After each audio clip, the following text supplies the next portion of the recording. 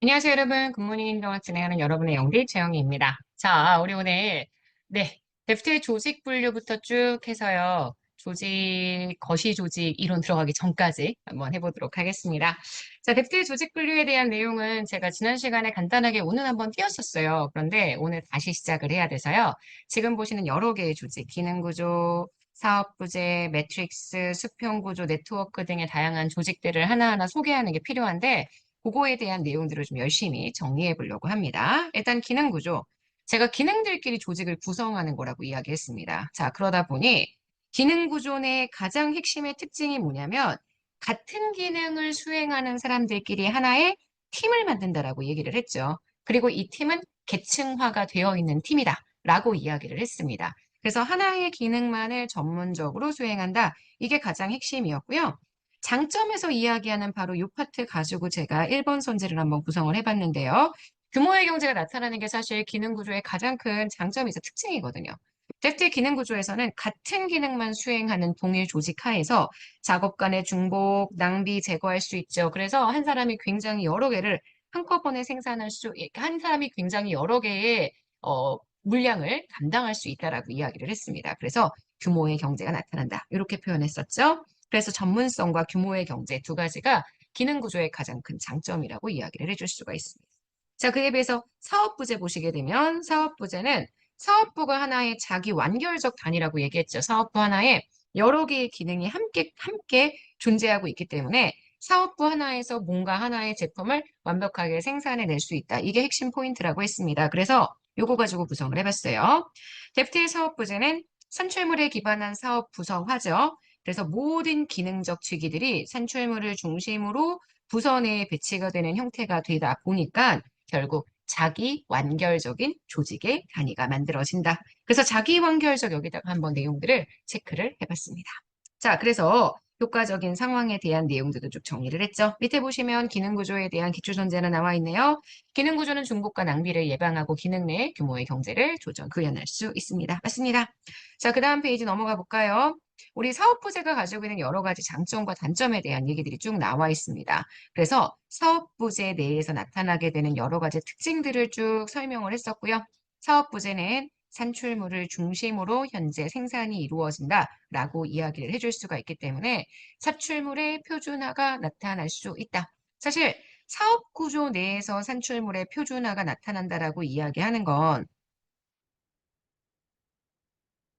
우리가 지난 시간에 이야기했었던 민츠버그의 내용과 연결되는 파트여서요. 제가 이 내용 가지고요. 한번 정리를 해보려고 문장이 없는데도 불구하고 3번의 내용들 통해서 정리를 했습니다. 과업의 조정에 관련된 내용들이 들어가게 된다. 이렇게 생각해 주시면 될 것 같고요. 그래서 사업부제, 여기서 준선에 나와 있죠. 조직의 산출물에 기반을 둔 구조와 방식이기 때문에 사업부 간의 기능의 조정이 좀 불리하다. 라고 이야기해 줄 수 있습니다. 사업부 내하고요. 사업부 간을 반드시 봐야 되세요. 사업부 내에서는 기능 조정이 유리하지만 사업부 간에는 기능의 조정이 어렵다. 여러분 이렇게 해서 내용들을 정리해 주셔야 되겠죠. 자, 그다음 매트릭스 구조에 대한 내용 가지고 한번 4번 선지를 구성을 해봤습니다. 매트릭스 구조는 제가 뭐라고 이야기를 했냐면 기능 구조와 사업 부재를 화학적으로 결합했다. 이중적 권한 구조 뭐 이런 게 특징이었죠. 그래서 복잡한 조직 환경에 제품 개발 요구 시에 효과적이다. 뭐 이런 얘기도 했고요. 지금 여기 가지고 선지를 한번 구성을 해봤습니다. 여러분 지금 보시는 5번 선지, 4번 선지 죄송해요. 4번 선지. 기능 부서의 손으로 탁 하면 올라가서요, 여러분 미안해요. 기능 부서의 통제 권한은 수직적이고 사업 부서의 조정 권한이 수평적이다라고 얘기했죠. 그래서 기능 부서의 통제 권한, 사업 부서의 조정 권한 이렇게 두 가지가 같이 나타난다라고 이야기를 했었습니다. 그래서 명령 통일의 원리를 위배한다라는 것도요. 굉장히 중요한 특징 중에 하나라고 제가 계속 말씀을 드렸던 영역이죠. 그래서 장점과 단점에 대한 내용들이 쭉 있는데 요건 한번 읽어보시면 되고 모든 게 다 마찬가지겠지만 특징이 잘 정리가 되시면 그다음 장점과 단점은 자연스럽게 파악이 가능합니다. 자, 그다음 넘어가 볼까요? 수평 구조에 대한 내용 했는데 수평 구조는 제가 뭐라고 했느냐? 모든 사람들이 다 멀티플레이어가 되는 게 핵심이다. 그리고 이들 사이에 계층이 존재하지 않는다. 이게 핵심이죠. 그래서 특징을 딱 보시면 나와 있어요. 부서 간의 경계도 없고 팀원들에 대한 지금 특징을 설명하면서 팀원들이 여러 가지 기능의 직무를 동시에 수행할 수 있다라고 이야기했죠. 이게 팀 중심 업무, 수평 구조인 팀 구조의 특징이라고 이야기를 해줄 수가 있기 때문에 제가 요거 가지고 아예 문제를 구성을 했었고요. 여기는 계층이 존재하지 않는다라는 것, 탈계층적이라는 장점이 일어난다는 것도 꼭 기억을 해주셔야 합니다. 장점과 단점 모두 다 잘 읽어주실 수 있는 거 맞죠? 자, 그래서 수평 구조에 대한 얘기 이렇게 마지막에 나와 있습니다. 수직적 계층과 수부서 간의 경계를 제거해서 의사소통을 원활하게 한다. 부서 간의 경계도 없고요. 수직적인 계층도 없습니다. 구성원 모두의 의사소통이 원활하게 진행된다는 것도 수평 구조가 가지고 있는 특징이라고 얘기를 해줄 수가 있습니다. 자, 가장 마지막 이 데프트의 내용에서는 사실 네트워크 구조가 제일 마지막에 나오는데 네트워크를 설명할 때 제가 가장 여러분들에게 강조했었던 게 뭐였냐면 이 네트워크 구조는 조직을 핵심 역량 위주로 합리화시킨다는 게 굉장히 중요하죠. 그래서 핵심 역량을 위주로 합리화시키고 외부 기능은 계약을 통한 아웃소싱을 통해 업무를 처리하는 형태이다라고 이야기했죠. 그래서 조직의 현재 통합은요. 아까도 말씀드렸던 것처럼 핵심 역량 위주로 진행이 됩니다. 그래서 여기 있는 이 6번 선지의 내용은 지금 우리가 보고 있는 6번 선지의 내용은 여기랑 여기 다 합해서 그냥 하나의 선지를 구성을 해봤습니다. 네트워크 구조에서 외부 기관이 권한을 가지고 있는 상황에서 여기죠. 외부 기관이 권한을 가진 상황에서 업무를 처리하게 되고요. 업무의 조정과 통합은 그래서 핵심 역량 위주의 조직을 통해서 이루어진다. 그래서 항상 핵심 역량이라는 표현을 쓰는 건 네트워크 조직의 특징이라고 보셔야 합니다. 네트워크 조직은 기초단지 볼까요? 결정과 기획과 같은 핵심 기능만을 수행하는 조직을 중심에 두고요. 다수의 독립적인 조직들을 협력 관계로 묶어서 이를 수행하는 조직의 형태이다. 맞는 선지가 되죠. 그래서 이런 얘기들을 쭉 하면서요. 우리가 네트워크 조직까지 쭉 얘기를 했고요. 장점에 대한 내용, 그다음 뒷페이지에 단점에 대한 내용 이렇게 얘기했고 이것도요. 제가 마지막에 그림을 통해 설명을 드렸습니다. 이런 그림들이 한 번에 도식화됐을 때 특징들이 이해가 될 수 있는 건 여러분들이 지금 여기 있는 구조들을 잘 정리하셨기 때문입니다.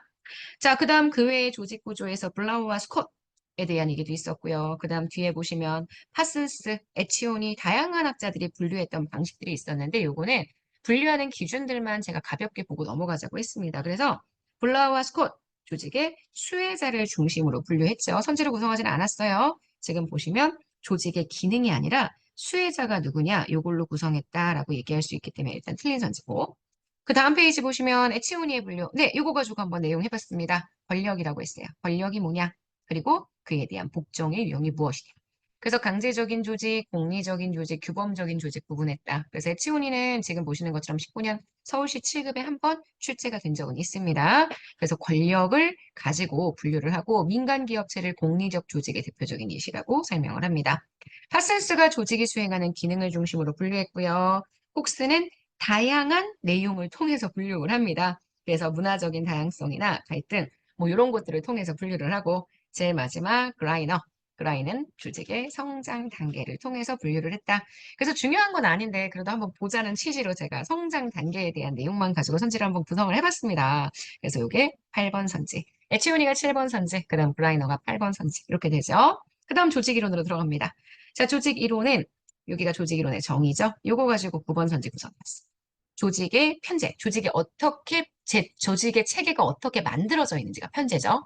조직의 편제, 그다음 조직을 관리하는 방법, 뭐 이런 것들에 적용되는 일반 이론, 사실 행정학의 어떤 특수한 이론이라기보다는요, 사회학과 심리학 이런 것들의 내용에 뿌리를 두고 있다고 볼 수 있습니다. 그래서 우리가 챕터 2에서 보는 내용들은 대부분 사회학 내용이고요.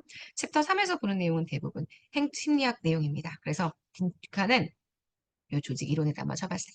9번이고요.